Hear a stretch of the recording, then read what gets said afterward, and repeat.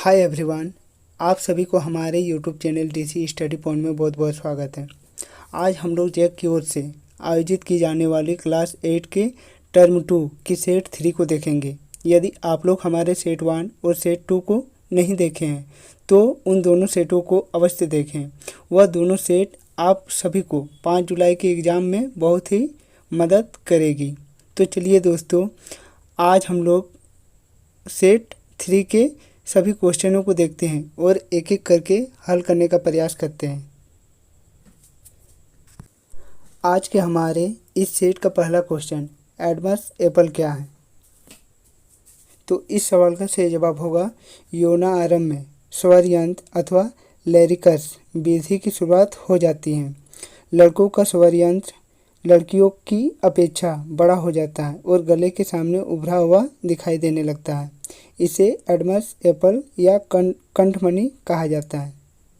आज का हमारा अगला क्वेश्चन, ऋतुस्राव क्या है? तो इस सवाल का सही जवाब होगा महिलाओं में यौना आरंभ पर अंडाणु परिपक्व होने लगती हैं। यदि अंडाणु का निषेचन नहीं हो पाता है तब उस स्थिति में अंडाणु तथा गर्भाशय का मोटा स्तर उसकी रुधिर वाहिकाओं सहित निस्तारित हो जाता है। इसे महिलाओं में रक्तस्राव होता है। इसे ऋतुस्राव या रजोधर्म कहते हैं। इसकी अवधि 28 से 30 दिन में एक बार होती है। आज के हमारे इस सेट का अगला क्वेश्चन, लिंग हार्मोन क्या है? उनका नामकरण इस प्रकार क्यों किया गया है? उनके कार्य बताइए। तो इस सवाल का सही जवाब होगा हमारे शरीर में अनेक अंतःस्रावित ग्रंथियां हैं। वृषण एवं अंडाणु लैंगिक हार्मोन स्रावित करती हैं। यह हार्मोन गौण लैंगिक लक्षण, सॉरी बच्चों, वहाँ थोड़ा गलत टाइप हो गया था, आप सुधार लें। गौण लैंगिक लक्षण के लिए उत्तरदायी हैं। लड़कियों को लड़कों से अलग पहचानने में मदद करती हैं, इसलिए इन हार्मोनों को लिंग हार्मोन कहते हैं। लिंग हार्मोन क्या है? उनका नामकरण इस प्रकार क्यों किया गया है? इनके कार्य बताइए। तो इस सवाल का सही जवाब होगा हमारे शरीर में अनेक अंतःस्रावित ग्रंथियां हैं। वृषण एवं अंडाणु लैंगिक हार्मोन द्वारा स्रावित होती हैं। यह हार्मोन गौण लैंगिक हार्मोन के लिए उत्तरदायी हैं, जो लड़कियों को लड़कों से अलग पहचानने में मदद करती हैं। इसलिए इन हार्मोनों को लिंग हार्मोन कहते हैं। लैंगिक लिंग हार्मोन भी पीयूष ग्रंथि द्वारा स्रावित हार्मोन को नियंत्रित करती हैं। आज का हमारा अगला क्वेश्चन, गौण लैंगिक लक्षण क्या है? तो इस सवाल का सही जवाब होगा गौण लैंगिक लक्षण वे लक्षण हैं जो यौनारंभ के दौरान वृषण एवं अंडाशय शुक्राणु एवं अंडाणु उत्पन्न करती है तथा लड़कियों में स्तनों का विकास होने लगता है तथा लड़कों के चेहरे पर बाल उगने लगते हैं अर्थात दाढ़ी मूंछ आने लगती है। यह लक्षण क्योंकि लड़कियों को लड़कों से पहचानने में सहायता करती हैं, अतः इन्हें गौण लैंगिक लक्षण कहते हैं। आज का हमारा अगला क्वेश्चन, मनुष्य में लिंग निर्धारण कैसे होता है? तो इस सवाल का सही जवाब होगा मनुष्य में जब X गुणसूत्र वाला अंडाणु को निषेचित करता है तो युग्मनज में 2 X गुणसूत्र हो जाती हैं, जिससे वह मादा शिशु में विकसित होता है। यदि अंडाणु का निषेचित करने वाला शुक्राणु Y गुणसूत्र का होता है तो नर शिशु विकसित होता है। आज का हमारा अगला क्वेश्चन, किशोरा अवस्था में संतुलित आहार की आवश्यकता क्यों पड़ती है? तो इस सवाल का सही जवाब होगा किशोरा अवस्था तीव्र वृद्धि एवं विकास की अवस्था है। शरीर की वृद्धि एवं विकास के लिए संतुलित आहार की आवश्यकता पड़ती है। आज का हमारा अगला क्वेश्चन, संतुलित आहार किसे कहते हैं? तो इस सवाल का सही जवाब होगा वह भोजन जिसमें पर्याप्त मात्रा में सभी आवश्यक पोषक तत्व हो उसे संतुलित आहार कहते हैं। आज का हमारा अगला क्वेश्चन, परावर्तन के नियम बताइए। तो इस सवाल का सही जवाब होगा परावर्तन के 2 नियम हैं जो निम्नलिखित हैं। पहला, आपतन कोण सदैव परावर्तन कोण के बराबर होती है, अर्थात एंगल I बराबर एंगल R। दूसरा नंबर, आपतित किरण आपतन बिंदु पर अभिलंब तथा परावर्तित किरण यह सभी एक ही तल में होती हैं, जैसा कि हमारा इस फिगर में दिया गया है। आप इसके दोनों नियम को लिखकर फिगर ड्रॉ कर सकते हैं। तो चलिए दोस्तों दूसरे क्वेश्चन पर आते हैं। कलाइडोस्कोप की रचना का वर्णन कीजिए। तो इस सवाल का सही जवाब होगा समतल दर्पणों से बहुलित परिवर्तन के सिद्धांत पर आधारित एक मनोरंजन युक्ति है जिसे बहुमुखीदर्शी कहते हैं। इसमें 3 समतल दर्पण एक दूसरे से 60 डिग्री के कोण पर बनाए रखे जाते हैं। दर्पण को प्रायः एक बेलनाकार डिब्बे में रखा जाता है जिसके एक सिरे पर रंगीन कांच के कुछ टुकड़े रखे जाते हैं। जब दूसरे सिरे से देखते हैं तो दर्पणों द्वारा बने कांच के टुकड़ों के बहुलित प्रतिबिंबों के कारण एक सुंदर पैटर्न दिखाई देती है। बहुमुखीदर्शी को घुमाने पर कांच के टुकड़ों तथा प्रतिबिंबों द्वारा बना पैटर्न परिवर्तित होती रहती है। आज का हमारा अगला क्वेश्चन, मानव नेत्र का एक नामांकित रेखा चित्र बनाइए। तो जैसे दोस्तों आपके मोबाइल स्क्रीन में दिया गया है उस तरह का आप लोग चित्र बना सकते हैं। सबसे पहले हम लोग आँखों के निम्न भागों को देखते हैं। जैसे पहला पश्चमाभी पेशी है, पारितारिका है, लेंस है जो उत्तल लेंस की भांति कार्य करती है, कार्निया है, रेटिना है जहां हम लोगों का प्रतिबिंब बनती है, और प्रकाशित तंत्रिका है। तो चलिए दोस्तों हम लोग दूसरे क्वेश्चन पर आते हैं। वर्णन कीजिए कि आप अपने नेत्रों की देखभाल कैसे करेंगे।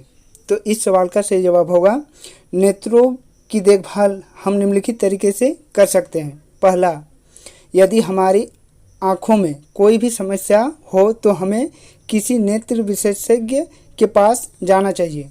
दूसरा, नेत्र की नियमित जांच करानी चाहिए। तीसरा, यदि परामर्श दिया गया है तो उचित चश्मे का उपयोग कीजिए। नेत्र के लिए बहुत कम या बहुत अधिक प्रकाश हानिकारक होती है। चौथा, सूर्य या किसी शक्तिशाली प्रकाश स्रोत को कभी भी सीधा नहीं देखना चाहिए। पांचवा, अपने नेत्र को कभी मत रगड़िए। यदि आपके नेत्र में कोई धूलकण गिर जाए तो नेत्रों को स्वच्छ जल से धोएं। यदि कोई सुधार ना हो तो डॉक्टर के पास जाइए। छठा, अपने नेत्रों को बार बार स्वच्छ जल से धोना चाहिए। सातवां, पाठन सामग्री को सदैव दृष्टि के सामान्य दूरी पर रखकर पढ़ना चाहिए। अपनी पुस्तक को नेत्र के बहुत समीप लाकर अथवा उसे नेत्र से बहुत दूर रखकर नहीं पढ़ना चाहिए। आज का हमारा अगला क्वेश्चन, वर्णन कीजिए घर्षण किस प्रकार शत्रु एवं मित्र दोनों है। तो इस सवाल का सही जवाब होगा घर्षण के शत्रु होने का निम्नलिखित कारण है।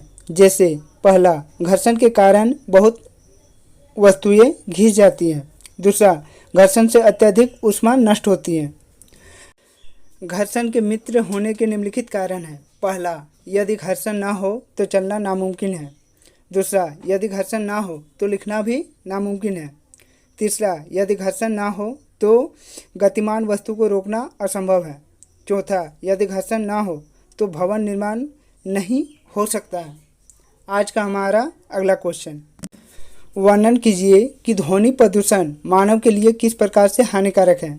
तो इस सवाल का सही जवाब होगा ध्वनि प्रदूषण मानव के लिए निम्नलिखित प्रकार से हानिकारक है। पहला, इससे अनेक स्वास्थ्य संबंधी समस्याएं उत्पन्न हो सकती हैं, जैसे अनिद्रा, तनाव, चिंता, उच्च रक्तचाप आदि।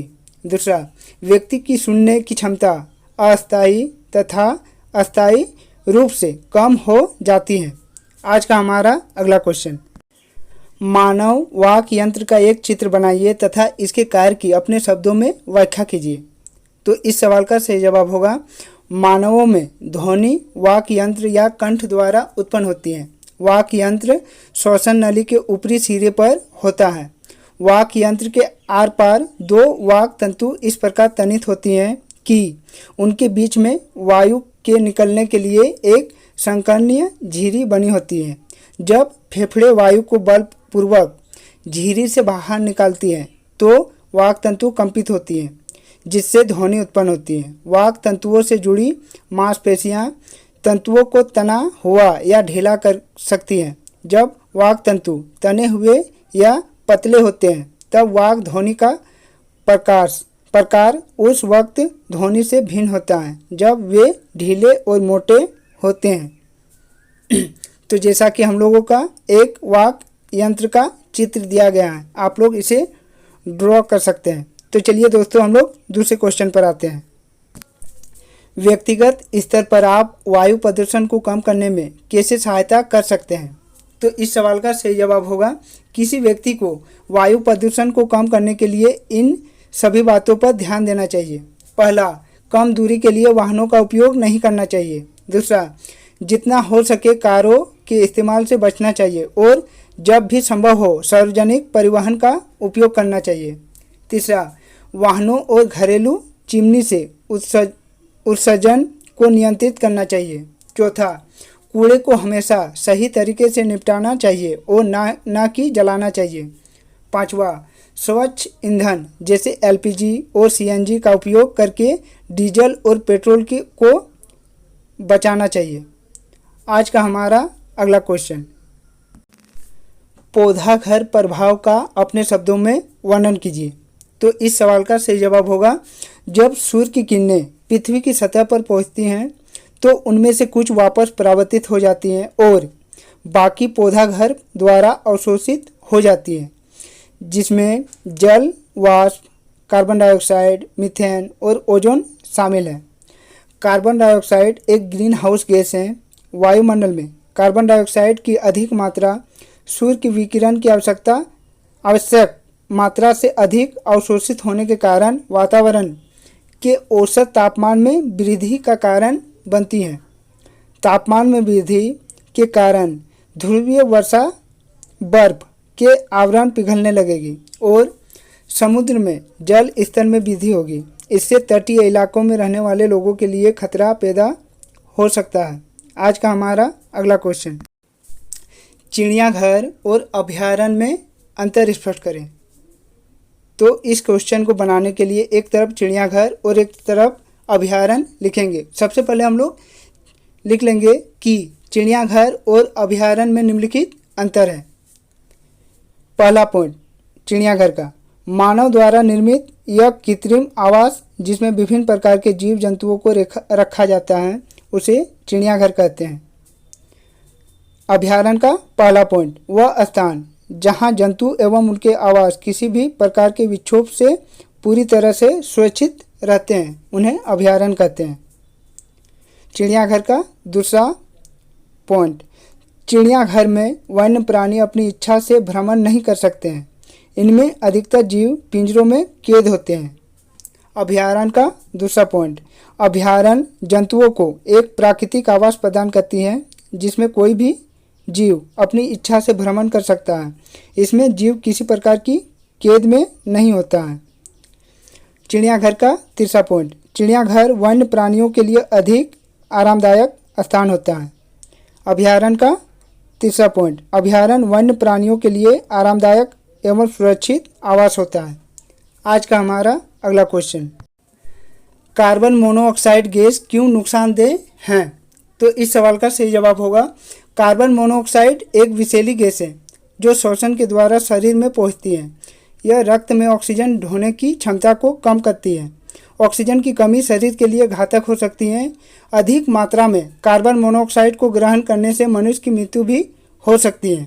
आज का हमारा अगला क्वेश्चन, रेड डाटा पुस्तक किसे कहते हैं? तो इस सवाल का सही जवाब होगा जो जीव जंतु लुप्त हो चुकी हैं वह जीव जंतु किस कारण से लुप्त हुई और जो जीव जंतु लुप्त होने वाली हैं उन सभी जीवों का उल्लेख एक विशेष प्रकार की लाल पुस्तक में की गई है। उस पुस्तक को रेड डाटा पुस्तक कहते हैं। दुनिया का प्रथम रेड डाटा पुस्तक 1 जनवरी 1972 ईस्वी को प्रकाशित की गई थी। दोस्तों, यदि आप लोगों को आज का हमारा यह वीडियो अच्छा लगा हो तो दोस्तों आज के हमारे इस वीडियो को लाइक कर दे, कमेंट कर ले और हाँ, इस चैनल को सब्सक्राइब कर ले और अपने दोस्तों को शेयर करना ना भूलें। ज़्यादा से ज़्यादा अपने दोस्तों को शेयर करें। तो चलिए दोस्तों, और एक नए वीडियो के साथ फिर मिलते हैं। तब तक के लिए बाय।